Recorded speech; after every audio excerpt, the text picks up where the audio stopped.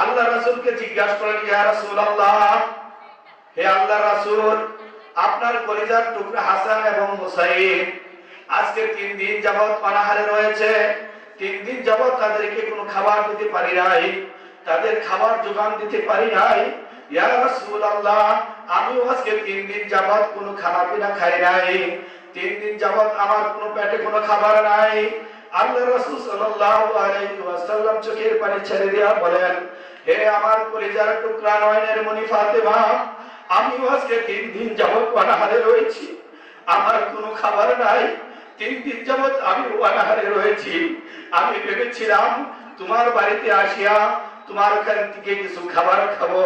হে ফাতেমা, আমি বুঝতে পেরেছি তাহলে আলী কোথায়। তখন ফাতেমা রাদিয়াল্লাহু তাআলা আনহা বলেন, হে আল্লাহর রাসূল, ইয়া রাসূলুল্লাহ, আলী রাদিয়াল্লাহু তাআলা আনহু রুমের ভিতরে শুয়ে রয়েছে।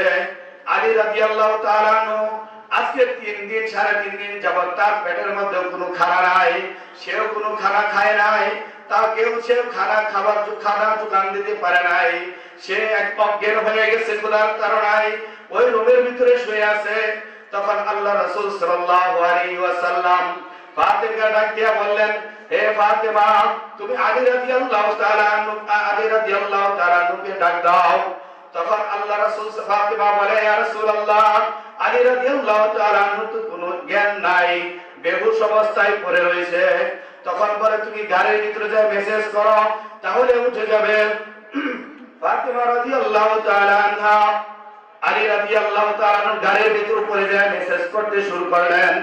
যখন মেসেজ করা শুরু করলেন, আলী রাদিয়াল্লাহু তাআলা আনহুর কোনো জ্ঞান নাই, কোনো হুঁশ নাই। ফাতেমা রাদিয়াল্লাহু তাআলা আনহু কাঁদতে কাঁদতে আল্লাহ রাসূলের দরবারে আসলেন।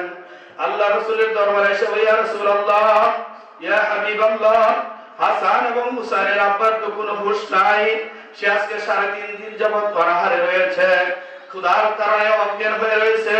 ইয়া রাসূলুল্লাহ, আপনি একটু দেখেন আলী রাদিয়াল্লাহু তাআলা আনহু কি অবস্থায় আছে।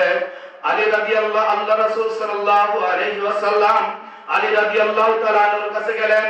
যাই আসাইরা আলী রাদিয়াল্লাহু তাআলা আনহুকে আল্লাহ রাসূল সাল্লাল্লাহু আলাইহি ওয়াসাল্লাম হাতটা এরকম ভাবে মেসেজ করতে লাগলেন, গানের উপরে মেসেজ করতে লাগলেন। আলী রাদিয়াল্লাহু তাআলা আনহু শোয়া থেকে তার লাফ দিয়ে দাঁড়িয়ে গেলেন, চিল্লায়ে বলেন সুবহানাল্লাহ। তখন আল্লাহ ফাতেমাকে ডাক দিয়া বলে, হযরত রাসূল করিম সাল্লাল্লাহু আলাইহি ওয়াসাল্লাম ডাক দিয়া বলে, হে ফাতেমা, তোমাদের ঘরে একটা সিরা কম্বল আছে, সেই কম্বলটা কোথায়? ফাতেমা রাদিয়াল্লাহু তাআলা আনহা বলেন, ইয়া রাসূলুল্লাহ, ইয়া হাবিবাল্লাহ, হাসান এবং হুসাইনের আব্বা ক্ষুধার তাড়নায় ওই সিরা কম্বলটা পেটের ভিতরে চাপা দিয়া উপরে শুয়ে আছে। তখন আলী রাসূল করিম সাল্লাল্লাহু আলাইহি ওয়াসাল্লাম আলী রাদিয়াল্লাহু তাআলা আনহুকে ডাক দিয়া বলে, হে আলী, তুমি এই সিরা, সময় হবে না, সময় শেষ।